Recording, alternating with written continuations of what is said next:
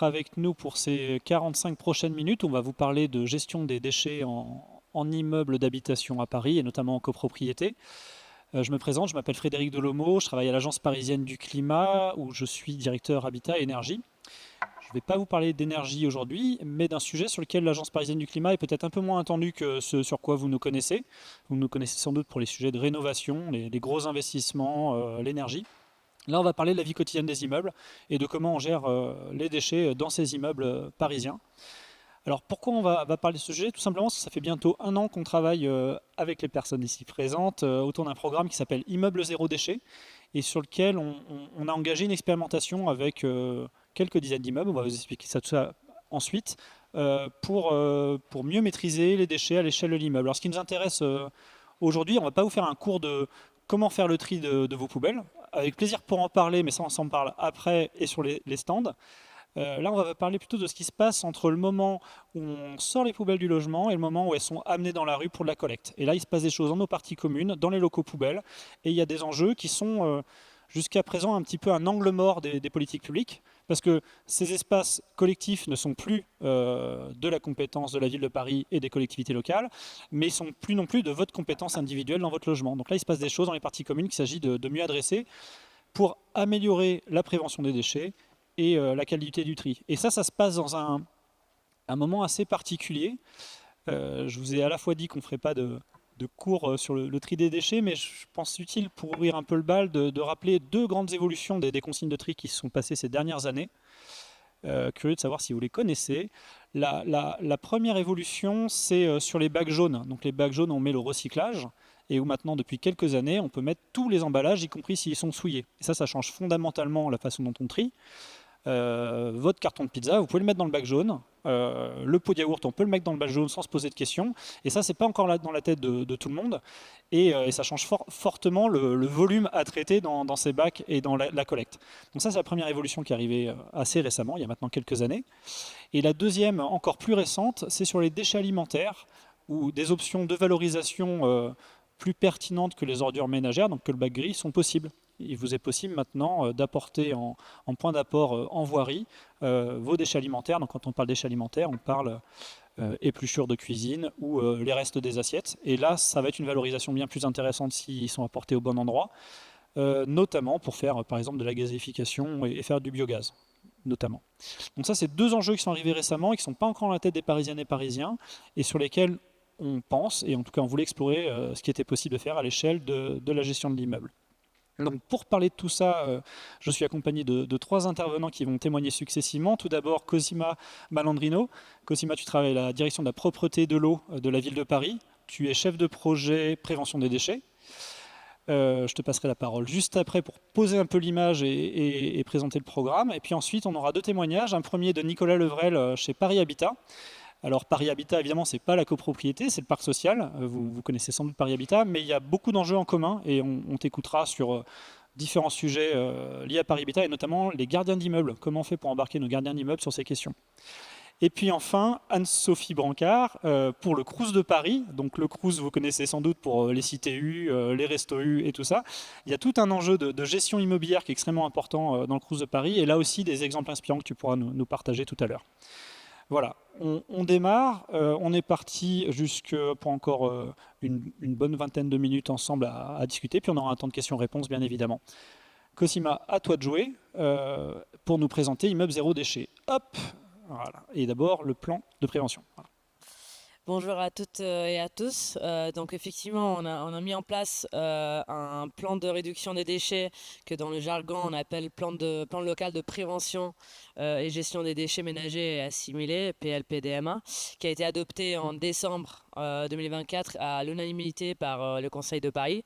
Et donc ce plan, c'est une feuille de route, la feuille de route qui s'est donnée à la ville de Paris pour atteindre deux objectifs principaux.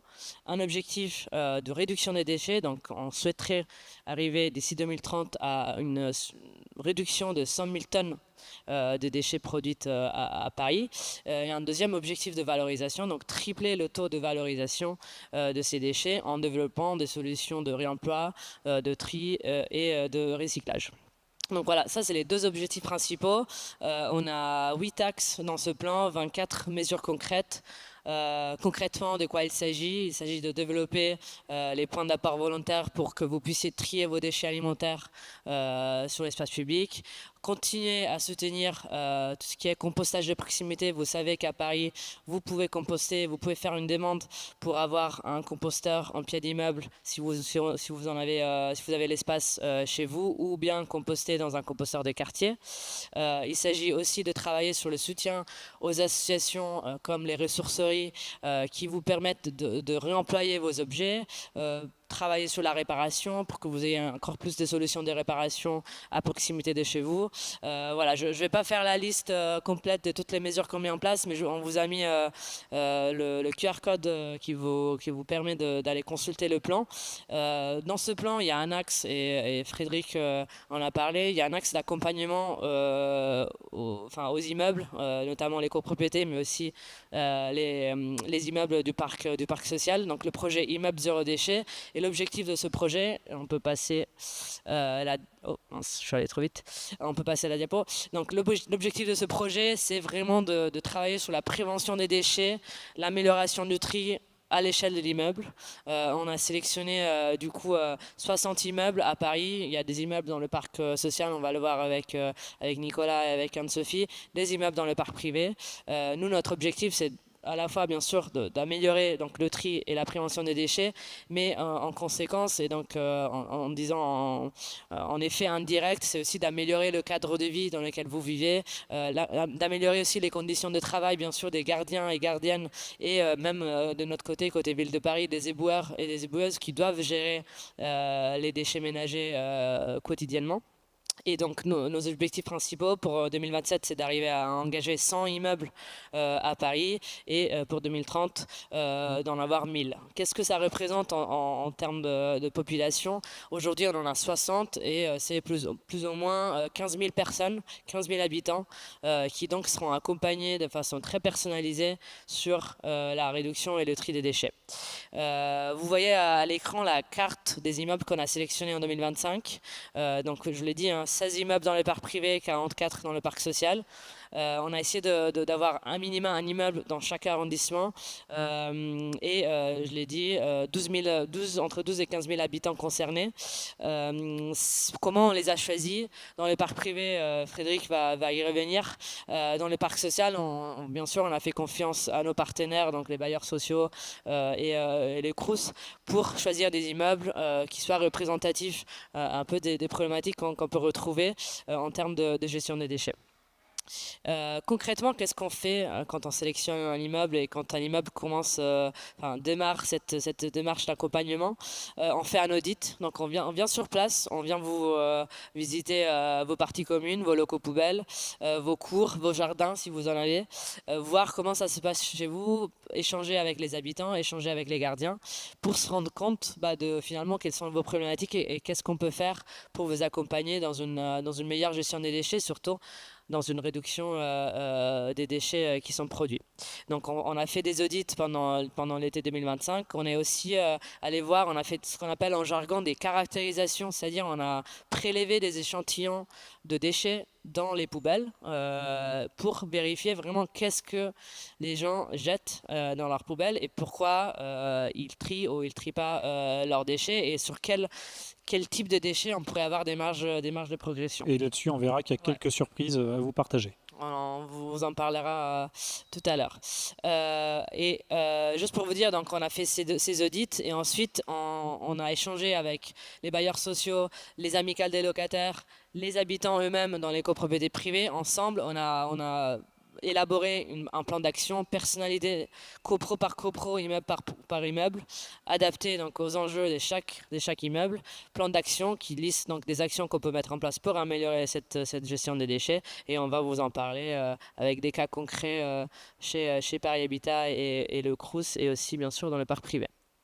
Alors un petit zoom maintenant sur les copropriétés pour revenir sur les étapes qu'on a connues avec nos immeubles testeurs. Alors c'est la première fois qu'on se lançait sur ce sujet, donc on y allait en mode bac à sable. C'est-à-dire qu'on était avec des immeubles qui étaient prêts à essayer des choses, expérimenter et ouverts à tester. Et c'est-à-dire quand on teste, tout ne marche pas. Donc on est dans cette démarche-là et dans cet état d'esprit. On a donc choisi 16 immeubles parmi une soixantaine qui nous avaient signalé leur candidature. On les a choisis avec un enjeu d'avoir un panel le plus varié possible, notamment sur les types de copropriétés.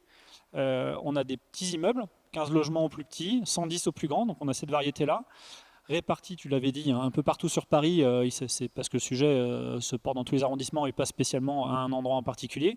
On a choisi d'avoir des immeubles avec gardien, parce qu'évidemment ça change tout quand on a un gardien sur place. La façon de gérer l'affaire est complètement différente. On en voulait avec gardien, mais pas seulement, on en a aussi une dizaine sans gardien. Certains, à peu près la moitié, avaient déjà engagé des choses. Et là, vous allez peut-être vous reconnaître dans vos immeubles. On a quand même 7 immeubles qui avaient déjà un compost sur place. Donc c'est évident, il faut avoir la place pour ça. Il faut avoir parfois un petit bout de jardin ou une grande cour pour faire son compost en direct. Ce qui ne veut pas dire que tout le monde l'utilise, mais en tout cas, il était existant. Certaines avaient déjà, et ça c'est une bonne surprise aussi, des systèmes de prêt déjà existants, notamment autour des boîtes aux lettres, la boîte à livres, le petit espace de prêt, ou voire même une petite liste où on dit ce qu'on peut prêter à nos voisins, genre j'ai une perceuse, si vous en voulez une, elle est à portée de main. Donc, on avait aussi ces situations-là. Et puis un sujet, et ça on pensait en être complètement sorti, mais non pas encore, autour des vides ordures, puisqu'on a encore des immeubles évidemment équipés de vides ordures, et là c'est d'autres enjeux. Donc voilà, donc un état d'esprit un peu de on se lance, on teste des choses, donc avec des copropriétaires et en tout cas des membres des immeubles qui étaient volontaires, mais évidemment qui sont entourés de voisins qui sont plus ou moins partants à la base et qu'il s'agit d'embarquer dans l'affaire. Alors on a commencé, la première chose qu'on a fait avec chaque immeuble, tu l'as dit, c'est d'aller faire le tour des parties communes et notamment du local poubelle. Et là tout de suite on a vu des choses qui sont assez marquantes. Le premier point, c'est une communication sur les consignes de tri complètement, enfin la plupart du temps, très absente des locaux poubelles. C'est-à-dire qu'à l'endroit où il y a les poubelles, on ne sait pas où on met quoi. Le chiffre qui est marquant, 92% des locaux avec un affichage nul ou pas à jour autour des ordures ménagères et plus de la moitié encore sur le bac jaune avec des consignes de tri qui sont plus à jour. Donc sur bien des locaux poubelles aujourd'hui, on a encore des consignes de tri qui ne correspondent pas à ce que je vous expliquais tout à l'heure autour par exemple des emballages souillés qu'on peut mettre ou encore de comment on pose les déchets. Donc ça c'était vraiment un point très marquant et sur lequel on se dit qu'il y a vraiment des choses simples à engager. On y reviendra après. On a eu aussi des bonnes surprises. Une bonne surprise parce que c'est pas si ancien que ça, c'est le système de collecte des encombrants. Vous savez, à la demande avec la plateforme que vous connaissez tous. On a constaté que dans l'ensemble des immeubles où on a testé, il n'y avait pas de problème. C'est-à-dire qu'il n'y avait pas d'encombrants qui traînaient. Visiblement, le système a l'air fluide et maintenant bien intégré par les Parisiennes et Parisiens, en tout cas sur le parc qu'on a testé. Et je vous l'ai dit, des espaces de dons plutôt aussi formalisés, déjà avec des petites choses qui existent. Donc on ne part pas de rien. 2 points marquants qu'il va falloir qu'on bosse. Un, vous n'allez pas être surpris, c'est les cartons. Ces fichus cartons d'emballage qui prennent la place, qu'on ne sait pas replier, qu'on ne sait pas comment mettre. Donc souvent des espaces où, je vous l'ai mis avec la petite photo sur là-bas, donc des cartons un peu en vrac qu'on n'arrive pas à rentrer dans les poubelles. Donc là, il y a un sujet et des difficultés. Et l'autre point qui reste un irritant, c'est comment les poubelles jaunes, enfin comment les emballages sont posés dans les poubelles jaunes. On voit encore trop souvent des sacs remplis, comme vous pouvez voir ici. Et ça, il faut savoir que quand on a des sacs remplis de choses à trier, le tri ne va pas pouvoir se faire. Donc quand on met dans le bac jaune, il faut que ça soit en vrac. Donc voilà d'où on part. Et aussi, quand on a fait le diagnostic, et ça, je vous encourage à connaître ces acteurs-là, on a eu, les copropriétaires ont eu une très bonne surprise, parce qu'ils ne les connaissaient pas, c'est de connaître leur division locale de propreté. Donc les divisions locales de propreté, c'est les collègues de COSIMA, de la direction de la propreté et de l'eau, qui sont présents dans chaque arrondissement, et avec des interlocuteurs pour toute question que vous pourriez avoir autour de la gestion de ces locaux poubelles et des poubelles. Donc grâce à ces diagnostics, très vite, il y a eu des inversions de poubelles, des changements de couvercle, parce qu'il y avait trop de place pour les bacs gris et pas assez pour les bacs jaunes. Voilà, des questions comme ça, très pratico-pratiques, où on a pu très vite agir, et où on a fait le constat que globalement, on se dit que ces divisions locales, elles gagneraient à être plus connues des Parisiennes et Parisiens, parce qu'il y a des vraies solutions à apporter. Donc, voilà un peu sur le premier passage dans les locaux poubelles, et en même temps, c'est engagé une campagne de caractérisation. Et ça, donc caractérisation, c'est-à-dire on allait regarder qu'est-ce qu'il y avait dans les poubelles d'ordures ménagères résiduelles, et de poubelles de tri, et on a regardé si c'était au bon endroit. Alors qu'est-ce qu'on en tire de ça, Cosima? Du coup, là, à l'écran, vous voyez les données en moyenne sur toutes les poubelles qu'on a analysées sur les immeubles zéro déchet, donc une soixantaine d'immeubles, et uniquement dans les bacs d'ordures ménagères résiduelles, c'est-à-dire les bacs à couvercle vert ou gris. Voilà, on est en train de basculer vers des couvercles gris, mais souvent dans vos locaux poubelles, il y a encore des couvercles verts. Donc les ordures ménagères résiduelles, c'est le flux des déchets qui est censé être, après avoir fait le tri, tout ce que vous pouvez pas trier, vous le jetez dans la poubelle qui est la poubelle dite de tout venant. Donc c'est censé être des objets ou des déchets qui ne peuvent pas être valorisés. Alors ce qu'on retrouve aujourd'hui, en réalité, c'est qu'il y a encore 40% d'emballages qui se retrouvent dans cette poubelle qui pourraient être triés très facilement parce que chaque local poubelle a un bac qui est dédié aux emballages, c'est bien le bac jaune. Donc on se retrouve encore avec 40% d'emballages et moins surprenant que ça parce que c'est quelque chose que Frédéric l'a dit, hein, c'est une nouvelle consigne de tri, les déchets alimentaires, mais il y a encore quand même 20% de déchets alimentaires qui ne sont pas triés et qui se retrouvent dans ce bac vert ou gris. Donc nous, ce qu'on essaye de faire dans le cadre de ce projet, c'est vraiment d'accompagner les habitants, d'expliquer, de sensibiliser sur les consignes de tri, de leur dire qu'il existe des solutions à Paris très simples pour trier les déchets alimentaires, pour trier les emballages. Et ce qu'on fait, donc vous voyez à l'écran, on met à disposition des communications dans chaque immeuble avec les résultats ce qu'on appelle des caractérisations. Donc on dit concrètement, on dit aux habitants, voilà ce qu'on a retrouvé dans vos poubelles. Maintenant, il y a une marge de progression. Faisons-le ensemble. Dites-nous si vous avez des doutes, comment on peut vous accompagner. Et on trouve que cette communication incitative permet, en tout cas, le pari qu'on va voir si on va gagner, hein, mais le défi pour nous, c'est de pouvoir accompagner sur la base d'un diagnostic clair et voir si avec une communication incitative et des actions ciblées, on arrive à faire évoluer les pratiques. Voilà, donc on retient en gros 80% de la poubelle grise de vos immeubles est constituée de déchets qui pourraient être valorisés ailleurs, soit déchets alimentaires, soit emballages, et puis après un petit peu de reste. Donc on a de la marge de progrès et on peut se dire entre nous, on n'est pas trop nombreux, que nous, Parisiennes et Parisiens, on pourrait être un peu plus exemplaires.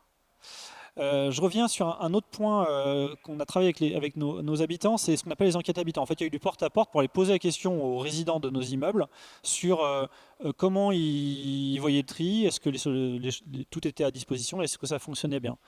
Et là, on a vu plusieurs messages qui n'étaient pas complètement des surprises, mais qui sont quand même assez marquants. Le premier, c'est qu'il y a un paradoxe assez important. Globalement, tous les gens qui nous répondent, en tout cas une immense majorité, sont convaincus de l'intérêt de faire le tri. On n'a pas des gens qui disent je m'en fiche, en tout cas ils ne l'assument pas. Donc globalement il y a un consensus qui est maintenant bien installé en faveur du tri et de la prévention des déchets. Ça ne veut pas dire que c'est facile à faire, ça ne veut pas dire qu'on est exemplaire, mais au moins on sait que le bon chemin c'est ça. Donc consensus général, mais qui en même temps, vu ce qu'on vous a montré juste avant sur la caractérisation, il y a quand même des grosses marges. D'un côté, oui, je suis super fort sur le tri, ou en tout cas j'en fais et c'est super important, et de l'autre côté, il y a encore les 3/4 de la poubelle qui pourraient être ailleurs. Donc là il y a ce paradoxe, et nous on vous propose un message en tant que copropriétaire qui est un peu actif sur le sujet ou syndic, c'est que n'hésitez pas à vous emparer de ce sujet des bons messages sur le tri des déchets, parce que globalement vos voisins vont pas être des ennemis, au contraire, ils vont être plutôt des alliés et plutôt partants pour agir et améliorer le cap. C'est pas un sujet clivant. On sait qu'il y a plein de sujets d'engueulade en copropriété. Celui-ci n'en est pas un. Ça, c'est le premier point. Et après, deux autres points qui ont été marquants, c'est, et là, vous n'allez pas être surpris, nous non plus d'ailleurs, des règles qui ne sont pas encore très claires, compliquées, et ça ne nous surprend pas vu ce qu'on a pu voir comme manque d'affichage ou déficit de communication dans les locaux poubelles. Donc, des solutions qui ne sont pas encore bien connues, qui ne sont pas dans la tête de tous, que ça soit sur comment on fait le tri dans son immeuble, mais aussi comment on a des solutions en proximité.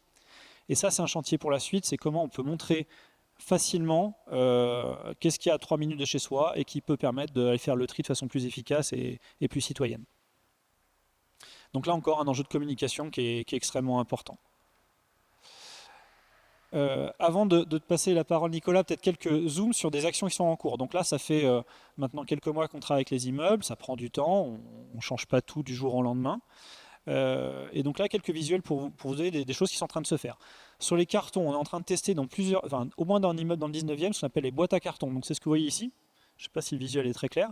C'est en fait une boîte qui incite à poser les cartons pliés. C'est-à-dire qu'on ne s'embête pas à les rentrer dans la poubelle jaune, c'est parfois assez compliqué, mais au moins on les met pliés et de façon relativement présentable pour qu'il puisse y avoir de la récup entre voisins. Parce que on récupère des colis, mais on peut aussi en envoyer. Donc du coup l'idée c'est de tester ça, des boîtes à carton. Un deuxième test qu'on va commencer, c'est les sacs transparents. Donc on va tester sur des immeubles de distribuer des sacs poubelles transparents pour que les habitants volontaires puissent faire un contrôle visuel de ce qu'il y a dans leur poubelle avant d'aller la mettre. Donc que ça soit emballage ou que ça soit odeur ménagère résiduelle. Et là, c'est chez moi, c'est le tri, hein, je vous rassure. Mais je peux vous garantir que quand on voit ce qu'il y a dans la poubelle, ça incite vraiment à faire bouger un petit peu les pratiques. Et puis troisième exemple, qui est dans une copropriété dans le 20e, il me semble, boulevard de la Villette, 19e peut-être, où là, c'est un affichage qui a été mis dans un local poubelle, des lieux de solutions pour mieux trier à proximité. Donc le centre de la carte, c'est l'immeuble, et les habitants sont fait un petit tour de tout ce qui existe à porter, en tout cas ceux qui savaient, et on listait les solutions. Donc que ce soit les solutions point d'apport volontaire, tri libre, ce genre de choses, mais d'autres solutions, notamment les ressourceries ou l'achat en vrac. Donc finalement, il y a plein de solutions pour améliorer les choses, notamment sur la communication, comme je vous l'ai dit. Et puis voilà, on est chemin faisant. On termine la première promo. Nos copropriétaires échangent beaucoup entre eux, et puis on va bientôt ouvrir pour la tournée suivante. Ouais, peut-être dire que du coup, on va sélectionner 50 nouvelles copropriétés en 2026.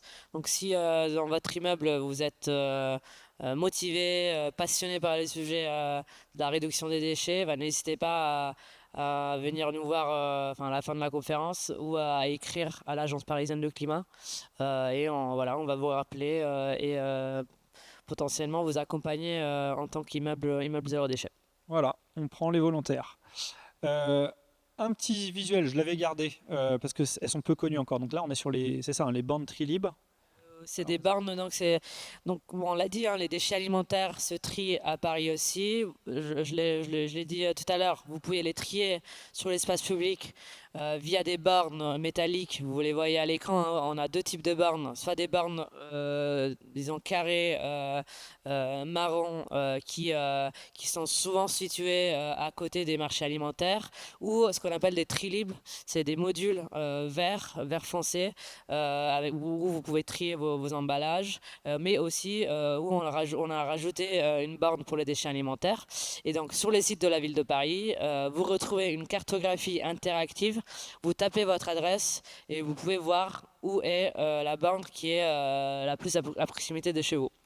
Voilà, donc on vous a juste mis la carto. N'hésitez pas à aller voir sur le site de la ville de Paris, c'est extrêmement bien fait. Je pense qu'on vous l'a déjà dit, mais tous les supports seront disponibles à l'issue du forum et vous s'envoyer avec les liens qui vont bien. On continue peut-être sur des exemples inspirants et on va te passer la parole, Nicolas. Donc Nicolas Levrel, tu travailles à Paris Habitat. J'ai oublié l'intitulé de ton poste, mais tu nous le rediras. Paris Habitat, je pense que vous connaissez, hein, un des principaux, si ce n'est le principal bailleur social parisien.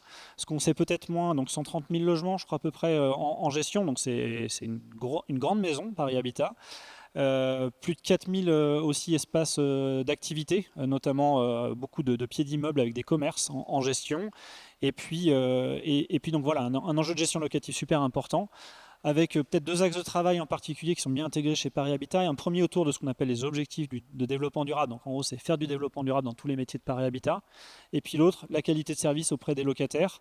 Et donc quand on parle gestion des déchets, forcément, il y a un grand enjeu de gestion des locataires et de travailler avec les gardiens, n'est-ce pas ? Tout à fait, merci Frédéric, bonjour à toutes et à tous.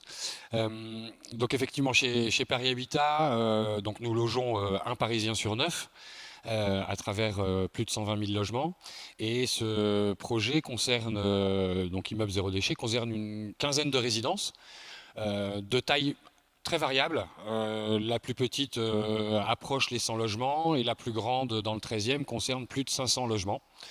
Et donc pour nous, notre premier enjeu dans ce projet a été de trouver les moyens d'impliquer les équipes terrain, c'est-à-dire les responsables de site, qu'on appelle aussi des gérants, et qui sont eux-mêmes les responsables des gardiens, puisque l'ensemble de nos résidences ont une gardienne, un gardien en ultra proximité. Donc pour impliquer ces équipes sans lesquelles on n'arrive pas très clairement à faire avancer nos projets, alors tout d'abord on les a réunis tous ensemble au même endroit et ils ont reçu une formation de la part de la ville sur voilà, les enjeux de ce programme de réduction des déchets, l'organisation de la gestion des déchets à l'échelle de la ville et également les outils qui seraient mis à leur disposition. Au-delà de cette formation et réunion de lancement qui a véritablement donné le coup d'envoi du projet, on est ensuite, on a quitté le siège de Paris Habitat et on est allé sur le terrain visiter une par une ces résidences, ce qui avait été fait 6 mois avant lors du diagnostic, mais là voilà, on y est retourné en voilà, donnant vraiment le démarrage, en échangeant avec ces gardiennes et ces gardiens, souvent accompagnés de leurs gérants.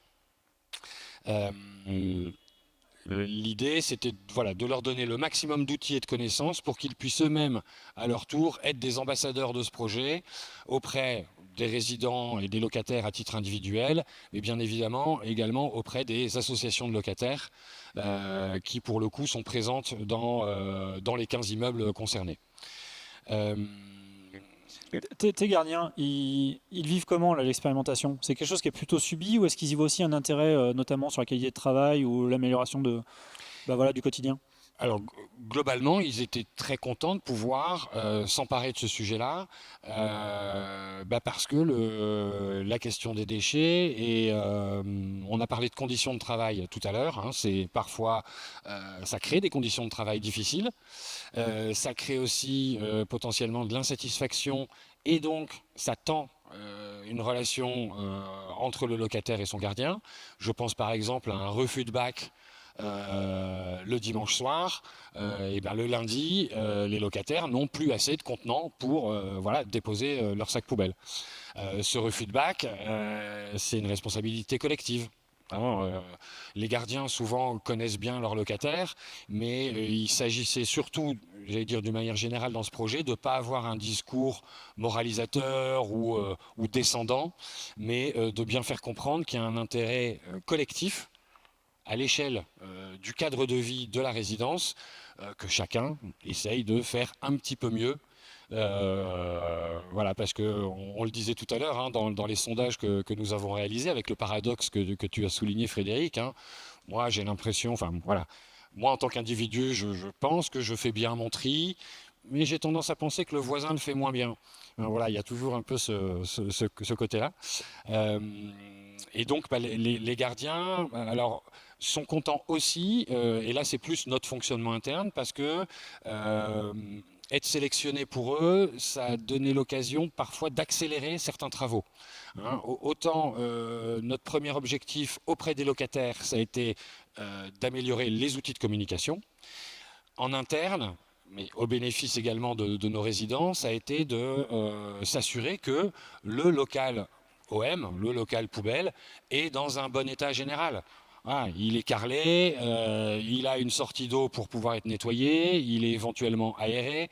Voilà, donc on le sait bien, ces travaux sont parfois longs à mettre en place, les budgets parfois difficiles à trouver. Là, c'était l'occasion dans ces 15 résidences d'aller plus vite. Et d'ailleurs, au passage, quand on a fait le tour en effet des locaux poubelles, on s'est rendu compte que côté parc social, on avait quand même une qualité de ces espaces qui est meilleure qu'en copropriété. Je pense notamment sur deux aspects qu'on retrouvait tout le temps dans le parc de Paris Habitat, et je crois que c'est Paris au Crous, et pas dans nos copropriétés, c'est le carrelage pour en faciliter le nettoyage et la ventilation, qu'on retrouve très peu en copropriété. On a tout le temps une évacuation d'eau, a priori pas trop de problèmes, mais pour le reste, il y a de quoi améliorer un petit peu. Comme on parle de rénovation aujourd'hui, ça peut être un espace qu'on profite de valoriser au moment d'une rénovation énergétique. Alors un autre avantage que je pense vont percevoir aussi les gardiens dans les mois qui viennent, c'est la mise en place d'ateliers en pied d'immeuble, de stand. Voilà, on a eu donc la chance, à travers ce projet, d'avoir de la part de la direction de la propreté et de l'eau la mise à disposition de catalogues où voilà, le gardien, son gérant et les associations de locataires peuvent se réunir autour de la table, choisir dans un catalogue un certain nombre d'actions en pied d'immeuble qui peuvent être réalisées, et ça peut être tout simplement les messages autour de pourquoi trier et comment mieux trier, mais ça peut aussi concerner des sujets plus précis tels que être en capacité de fabriquer ses propres produits ménagers. La conséquence immédiate, elle est financière, mais elle est aussi qu'on va produire moins de déchets, on va acheter moins de flacons en plastique. Et donc ces ateliers vont débarquer, j'allais dire. Voilà, la météo permet maintenant d'être plus facilement dans une cour d'immeuble. Et ça permet aussi aux gardiens d'être perçus autrement par les locataires, voilà, comme vraiment un acteur de la bonne tenue de la résidence, et pas simplement un gardien, j'allais dire un peu policier qui sanctionne ou qui râle face à des comportements qui sont, oui, parfois peu civiques. Ok. Et enfin, un petit mot. voilà, là, je dirais que la difficulté, le challenge qu'on se donne aussi, c'est que, voilà, Cosima, tu l'as dit, hein, l'objectif principal, c'est de réduire de 100 000 tonnes la quantité de déchets produites chaque année par les Parisiens. L'objectif secondaire, c'est d'améliorer la qualité du tri.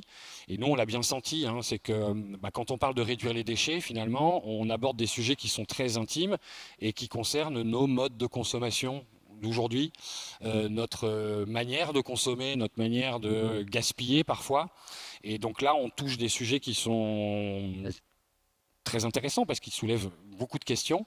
Mais voilà, donc nous, on s'est dit, allez, concentrons-nous d'abord sur la qualité du tri, mais ça pourra être l'occasion ensuite d'aborder ces sujets de surconsommation générale dans notre société d'aujourd'hui. Et c'est pas pour rien que tu travailles à la direction des politiques sociales, si je me trompe pas. Voilà, tout à fait. Bien le lien avec, Moi, je suis chargé de mission sur 3 sujets.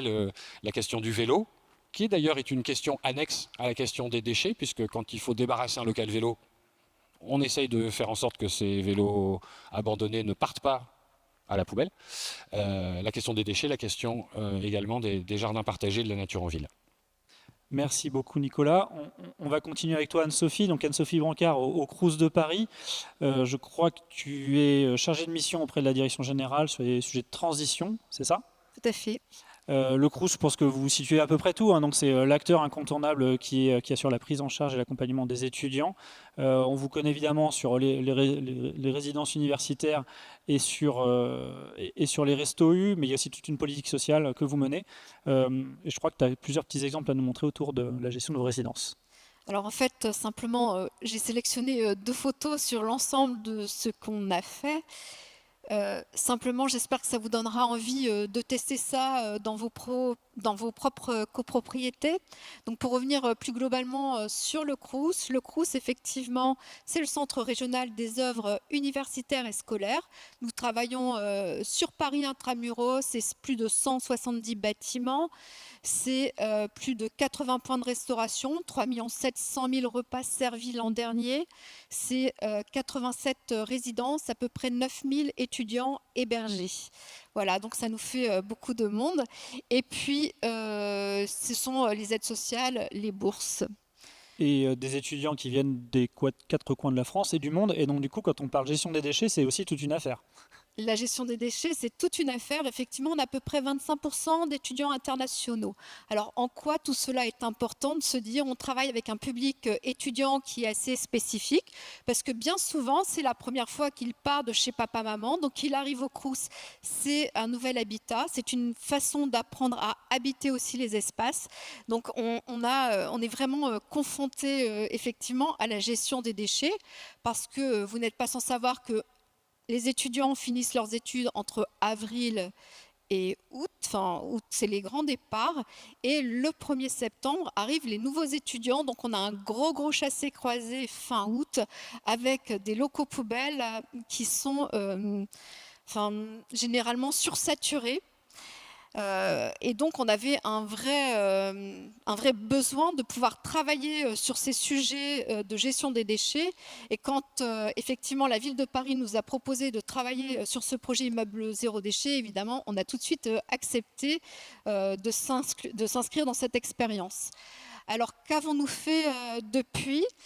Nous avons aussi parallèlement, parce que c'est un sujet qui est extrêmement préoccupant pour nous, travailler sur une expérimentation avec une agence de design d'intérêt général qui s'appelle Vraiment Vraiment, pour que cette agence s'est installée dans une de nos résidences pendant 8 mois, et pendant 8 mois, elle a travaillé avec les étudiants sur le sujet du tri des déchets pour voir finalement quelles solutions on pouvait mettre en œuvre. Alors, il n'y a aucune solution magique, on le voit bien qu'on se pose encore beaucoup de questions, on n'a pas encore résolu tous les problèmes, mais on avance, j'allais dire doucement mais sûrement. Et si je vous parle de la ressourcerie, c'est une donnerie qui vit de manière quasi autonome. C'est en ça que c'est assez intéressant pour nos immeubles, c'est qu'on a expérimenté plusieurs types de donneries. Donc la donnerie, c'est un endroit où on peut déposer des choses qui peuvent être reprises par d'autres. Donc nous, au niveau des étudiants, on trouvait que c'était assez intéressant parce qu'on a besoin aussi de créer du lien social, et la donnerie est un bon exemple pour créer du lien social dans une résidence. Donc nous avons travaillé sur ces sujets-là, on a expérimenté plein de choses, c'est-à-dire que là, je vous ai mis 2 images qui sont très très concrètes. Là, vous voyez donc cet exemple de donnerie qui est installé dans un couloir, parce qu'une donnerie, pratiquement, pour qu'elle puisse fonctionner, il faut qu'elle soit installée dans un lieu de passage. Donc, quelquefois, à l'endroit où se tenaient des donneries, j'allais dire, sauvages, entre guillemets. Donc, là, c'était une donnerie sauvage qui avait été déjà identifiée. L'idée, c'était de l'aménager. Et pour qu'une donnerie fonctionne, il faut qu'elle soit bien organisée. C'est-à-dire, inutile de mettre des caisses, on a tenté le coup, inutile de mettre des étagères. Finalement, quand on met des grandes caisses, les gens déposent en vrac et finalement, ça devient vite une poubelle bis. Et donc, peu intéressante. Les étudiants ne vont pas les piocher dedans parce que ça donne une impression ça ne donne pas une impression de propreté ni d'organisation. Donc, on a vraiment travaillé à la conception d'une donnerie format boutique. Donc là, vous voyez l'exemple de la donnerie pour les petits matériels. Donc il y a cette image-ci, vous voyez une donnerie où il y a du matériel plutôt scolaire, universitaire, avec des espaces pour les pochettes, les livres, les crayons, etc. Et de l'autre côté, donc sur le fond du mur, là, vous voyez, c'est en orangé, c'est tout ce qui concerne le petit matériel de cuisine. Donc on a bien séparé les espaces, et sur la diapo suivante, si vous pouvez la projeter, voilà l'espace cuisine. Quand je vous disais que ça devait être extrêmement organisé si on en mettait une en place, on a mis en place des crochets pour pendre les casseroles, des séparateurs pour les assiettes, avec quelques consignes, quelques règles d'or que je vais vous donner ici, et qui ont été aussi co-construites par les étudiants. Donc ça, c'est un long travail qu'on a fait avec les étudiants. Il y a 3 règles. Ranger. Ranger, même un peu, mais ranger. C'est l'idée de rendre responsable chaque personne qui veut déposer quelque chose dans cette donnerie ou reprendre quelque chose. Donner simplement des choses que vous aimeriez bien vous-même utiliser. Donc, inutile de donner des choses cassées, abîmées, et il y a des choses qu'on ne peut pas donner. Au départ, on avait tenté le libre don, et finalement, on s'est dit que non, il fallait vraiment faire une liste de ce qu'on pouvait accepter dans la donnerie ou pas. Il y a des choses qu'on ne peut pas donner et qui ont suscité des discussions assez vives. Par exemple, des étudiants qui partaient, qui laissaient tout leur matériel de cuisine, on s'est retrouvé avec des couteaux. Les couteaux, on ne peut pas les accepter en donnerie, d'autant plus qu'elle est en libre service, parce que ça peut être dangereux. Donc, il y a des objets dangereux qu'on ne peut pas y mettre. De même qu'au départ, on avait aussi des dons alimentaires, mais pour des raisons sanitaires, on ne peut pas non plus les accepter. Donc, on a exit les dons alimentaires. Voilà, idem pour un certain nombre d'objets qui ne peuvent pas être réutilisés. Si l'objet ne peut pas être réutilisé, il ne peut pas être en donnerie. Donc voilà ces règles par rapport aux dons, au rangement. Et puis la dernière règle, c'est que si la donnerie est déjà remplie, s'il n'y a plus de place pour mettre la énième casserole ou la énième assiette, eh bien, vous ne les disposez pas parce qu'une donnerie qui déborde ne donne surtout pas envie d'y déposer quelque chose ni de s'en servir après. Donc la donnerie, elle doit tout le temps rester propre, rangée. Donc qu'est-ce que cela nécessite? Parce que ce qu'on ne voulait pas, c'était que ça nécessite une main-d'œuvre trop lourde dans la gestion et qu'elle puisse quasiment s'autogérer. Alors effectivement, là, elle est bien rangée et ça nécessite un passage à peu près 1 heure par semaine de l'agent qui est en charge de l'entretien de l'immeuble. Donc qui va passer, qui va peut-être ramasser quelquefois le surplus, qui va ranger et qui va retirer aussi des objets. Parce qu'il faut retirer les objets qui n'ont pas été pris dans le mois qui vient. En fait, si un objet pendant 1 mois n'est pas pris, c'est qu'il n'intéresse pas. Donc on le sort de la donnerie. Alors, on a tenté cette expérience sur le petit matériel de cuisine, le matériel scolaire, universitaire, les livres.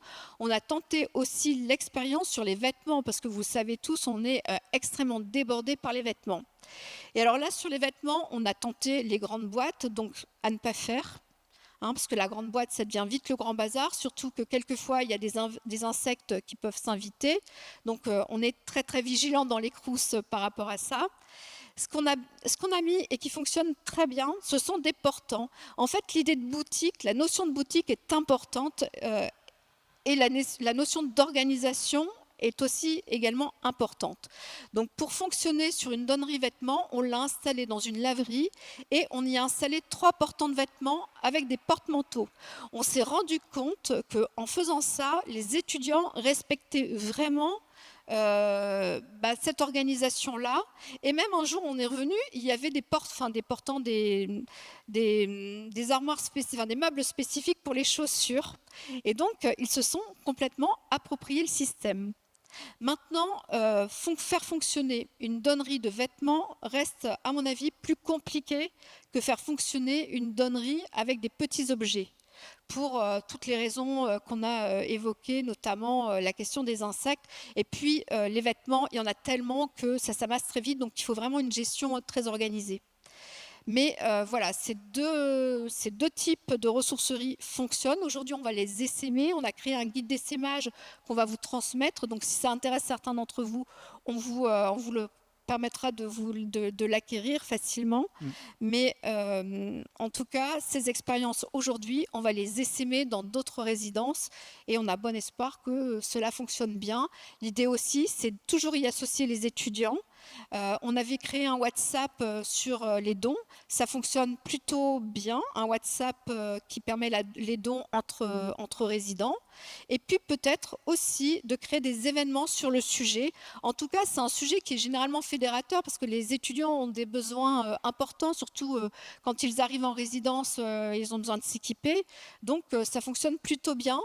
Mais moi qui vis dans une copropriété, je peux vous dire qu'on a mis ça aussi en place et que le WhatsApp donnerie fonctionne aussi très très bien. Alors, on n'a pas pris le temps de vous parler des WhatsApp et de la communication interne dans les immeubles. C'est un grand point commun. Pour ces projets, mais comme tout projet en copropriété, il y a 2 choses incontournables. C'est la règle de communication interne et entre copropriétaires d'une part, mais aussi en embarquant les autres résidents, donc les locataires. Donc là, WhatsApp, c'est vrai que c'est l'idéal, mais il peut y avoir d'autres solutions, réseaux sociaux, ou ne serait-ce qu'une mailing list. Ça, c'est un grand classique qu'on a retrouvé dans tous les immeubles où ça fonctionne.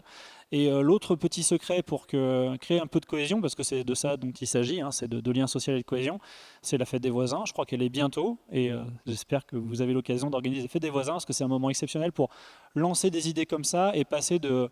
l'idée qu'on a dans le crâne, dès qu'elle est exprimée et qu'on est à 2 à se dire tiens on peut faire quelque chose, souvent ça peut embrayer. Et si on a partagé l'exemple que tu nous as présenté, c'est aussi pour l'aspect esthétique qui est un point très important. Il y a souvent beaucoup de craintes sur ces espaces de dons qui vont être un peu le bazar. Nous on a constaté la plupart du temps qu'en fait on peut faire des choses pas forcément aussi ambitieuses que votre contexte très spécifique du Crous, mais des boîtes à livres qui marchent, des espaces avec des petites étiquettes sur les boîtes aux lettres pour dire qu'est-ce que j'ai de disponible. Si on a un peu plus d'espace, un espace de partage, de bricolage ou matériel pour les enfants dans le jardin. Ça, c'est des choses qui sont relativement simples à mener, même très simples à mener et qui se lancent très bien. Et s'il s'agit de convaincre des personnes, il y a un grand truc, c'est de dire que si ça ne marche pas ou si on constate des problèmes, il sera toujours temps de faire machine arrière. Les choses ne sont pas gravées dans le marbre, il ne faut pas s'inquiéter. Si ça se passe mal, on démonte et on fera autrement et il n'y aura pas de problème. Et ce que je trouve intéressant dans cet exemple aussi, c'est que finalement, ça a été installé sur des espaces, enfin, sur un espace de passage où il n'y avait pas, vous voyez dans la photo, hein, il n'y avait pas énormément d'espace non plus pour installer des meubles ou voilà, pour avoir un local dédié enfin, à ça. Et c'est un enjeu qu'on trouve dans toutes les copropriétés de Paris. Enfin, et à Paris en général, on n'a pas beaucoup d'espace. Et donc, en fait, ce qu'on voulait vous montrer, c'est que ça peut être fait de façon intelligente en aménageant nos parties communes avec un peu voilà, de design collectif. Et de façon jolie. Bien, je suis désolé, on va passer sur un tout petit temps de questions-réponses en fonction du temps qui nous reste. Juste, on avait envie de vous dire, à vous de jouer. À vous de jouer avec plusieurs choses. Donc déjà sur les points ressources, donc connaissez vos divisions locales de la propreté. On a mis le lien, il y a des petits flyers sur le stand numéro 34 pour vous donner les bonnes coordonnées. Ça peut être un vrai service que propose la ville de Paris et donc vous pouvez vous saisir. Et si certains d'entre vous ont envie de creuser un peu plus et peut-être d'embarquer dans tester quelque chose avec Immeuble Zéro Déchet, on est à votre disposition maintenant. On vous laisse nos coordonnées et puis tout au long de l'année. Merci beaucoup et puis s'il y a des questions, avec plaisir. Je vous remercie personnellement et d'une façon collective Bien collé. pour ces excellentes idées et mises en application. Ça, c'est le côté positif. Ah. Alors maintenant, le côté négatif. Mais c'est peut-être une question de manque de temps, etc. Et que je ne suis peut-être pas suffisamment informée, et c'est certain même, je ne suis pas suffisamment informée de ce qui se fait, parce que vous m'avez appris beaucoup de choses et qui sont très positives et pleines d'expérience. Le côté, le côté négatif, c'est-à-dire que, je pense que c'est important, la communication. Bon, vous la mettez en pratique avec les gardiens ou d'une autre façon, mais il n'a pas été évoqué la question des langues, parce que ce soit dans les copropriétés, dans les habitats sociaux, etc., il y a un mélange de populations. Et à la fois un mélange de populations au niveau des langues, au niveau des traditions, d'accord, et puis au niveau des âges. Alors, je vais reprendre les 3 points. Au niveau des langues, est-ce que des personnes qui manipulent pas très bien la langue française vont comprendre des textes écrits en français? C'est-à-dire qu'il faudrait peut-être plusieurs petites affiches de différentes langues, et surtout en anglais, par exemple. Pourquoi ? Parce qu'il y a aussi, on le sait, beaucoup de Airbnb, de location touristique, meublée, etc., etc. Énormément. Et des gens de passage pour 2 jours, un week-end, une semaine. Et parce que moi, je me suis étonnée de cette saleté dans les locaux de poubelles de copropriété. Et, enfin, je me suis posé la question, mais c'est peut-être parce qu'il y a des personnes qui viennent d'arriver et qui ne connaissent pas ces pratiques en France, peut-être, parce que dans les pays étrangers, peut-être que ça ne se fait pas comme ça. Bon, voilà. Donc, c'est la question des langues. La question des âges, WhatsApp, nanana, bon, d'accord. Alors, moi, je refuse WhatsApp, et passons. Ça, c'est une question personnelle. Mais WhatsApp, c'est vrai qu'il y a beaucoup de gens qui pratiquent WhatsApp et c'est vraiment très commode, etc. Mais WhatsApp, c'est à distance. C'est-à-dire qu'en fait, si vous voulez augmenter la cohésion et vraiment l'isolement des gens, c'est pas à distance, c'est en présentiel. Et la 3e question, j'ai dû... alors là, c'est les incivilités. Ah oui, comment on fait avec les grandes incivilités? On a bien compris. Peut-être déjà Cosima sur la partie les allophones, donc comment on fait pour gérer les langues. Et puis oui, les questions d'âge ou Ouais, vous avez tout à fait d'accord. Bah, Paris est une ville polyglotte, cosmopolite. Donc, en effet, il y a des personnes qui ne parlent pas français, forcément, ou que parlent français, mais ce n'est pas leur première langue. Ce qu'on a fait au niveau de la communication, les outils de communication, que d'ailleurs, enfin, si jamais vous passez au stand de la direction de la propriété dans le salon à côté, on a mis en place des outils de communication, des affiches avec des pictogrammes. Donc l'idée, c'est de réduire au maximum